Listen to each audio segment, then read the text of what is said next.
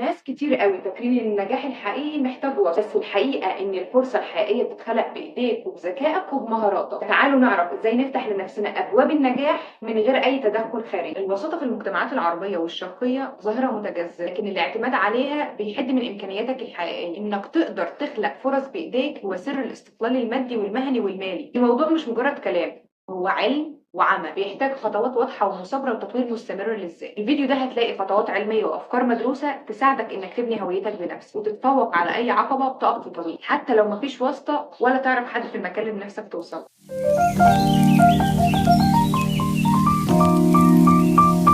أول حاجة معانا النهاردة إنك تشتغل على بناء مهارات حقيقية. مهاراتك هي رأس مالك الأساسي، هي اللي بتخليك مميز في سوق العمل أو في أي مكان. ودراسة عملتها وورلد ايكونوميك فورم تم التأكيد فيها إن المهارات التقنية ومهارات السوفت سكيلز زي التواصل وحل المشكلات والتفاوض بقت أهم من الشهادات الجامعية نفسها. بلاش بقى نكتفي بالمعلومات النظرية بس، لازم نحاول نكتشف معلومات عملية من خلال بقى المشاركة في ورش، من خلال المشاريع الصغيرة، التطبيقات، أو حتى تحديات شخصية. مثلا يعني لو انا مهتمه بالتسويق ممكن ابدا بحمله صغيره على السوشيال ميديا لمنتج او لخدمه بسيطه وتتعلم من خلال التجربه والخطا. زي ما اتقال في كتاب اوتلايترز، النجاح مش بس موهبه، هو ممارسه طويله ومركزه بتوصل لالاف الساعات. فلو كنت متميز في مهاره معينه هتلاقي الناس اصلا بتطلبك بدل ما تدور على وصف. تاني حاجه، اعرف نقاط قوتك وضعفك بعمق. الوعي الذاتي مش بس مفتاح النجاح، هو الطريق لفهم نفسك كويس وتطويرها. ومن غير معرفه حقيقيه بنقاط الضعف والقوه ضيع وقتك في محاولات فاشله. جرب تستخدم ادوات تقييم زي سترينث فايندر او الام بي تي اي، دي ادوات مدروسه بتساعدك تفهم شخصيتك ومواهبك. لو عرفت انك مثلا شخص بتحب التفاصيل والبحث ركز على المجالات اللي بتحتاج زي التحليل المالي او البحث العلمي. لو بتحب التواصل ممكن تبني نفسك في العلاقات العامه او المبيعات. زي ما قال سقراط،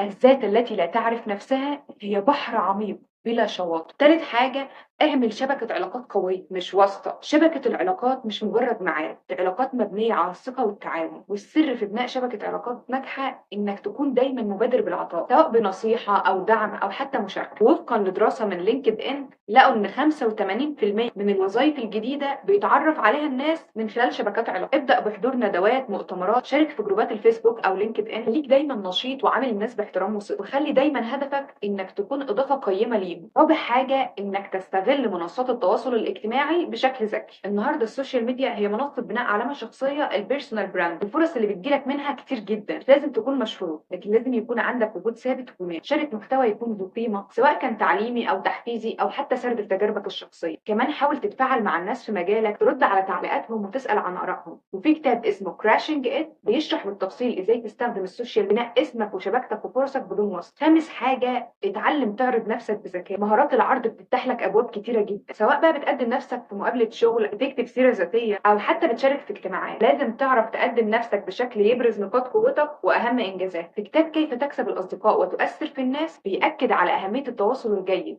وان الناس بتتاثر بطريقه الكلام اهم من الكلام نفسه. فلو انت مش واثق من مهارات العرض بتاعتك خد دورات تدريبيه او شارك في مجموعات تمثيل او نقاش، ده هيساعدك تكسر حاجز الخوف وتوصل رسالتك بشكل افضل. رقم 6، استغل التطور والتدريب العملي. الخبرة العملية هتديك فرصة تتعلم حاجات مش موجودة في الكتب، كمان بتديك مصداقية قدام أصحاب العمل أو العملاء. التطوع بقى ممكن يكون في مؤسسات خيرية، جمعيات، وحتى مشاريع تطوعية عبر الإنترنت. دراسة بتقول إن الشباب اللي شاركوا في أعمال تطوعية كانت نسبة توظيفهم أعلى بنسبة 50% من غيرهم. والتطوع مش بس بيفيد سيرتك، ده بيخليك تتعلم مهارات جديدة. رقم 7، خليك دايما مستعد للتعلم والتطوير. العالم بيتغير بسرعة، النجاح بيحتاج تحديث مستمر للمعرفة والمهارات. هارولد دويت في كتابها مايند سيت تأكد ان الناس اللي عندها الجروس مايند سيت بتقبل التحديات، بتتعلم من الفشل بدل ما تستسلم. اشتري كتب، اسمع بودكاست، شارك في دورات، خليك فضول، تسأل وتبحث عن الجديد. الاستثمار في التعلم هو افضل استثمار ممكن تعمله لنفسك. اخر نقطة معانا، استعمل مبدأ قيمة مقابل قيمة.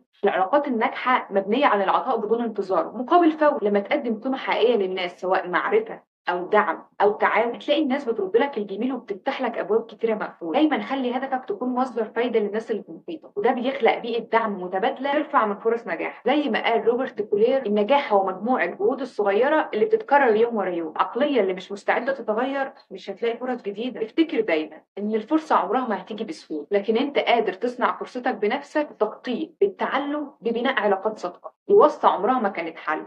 الحل في تطوير نفسك كل يوم، انك تخلق بيئة بتدعي النجاح. ولو كملت الفيديو ده للآخر فانت فعلا جاهز تسبق من غير وصف، واحنا معاك في كل خطوة، وخطوة جديدة درس جديد، واحنا دايما مع بعض في رحلة المعرفة.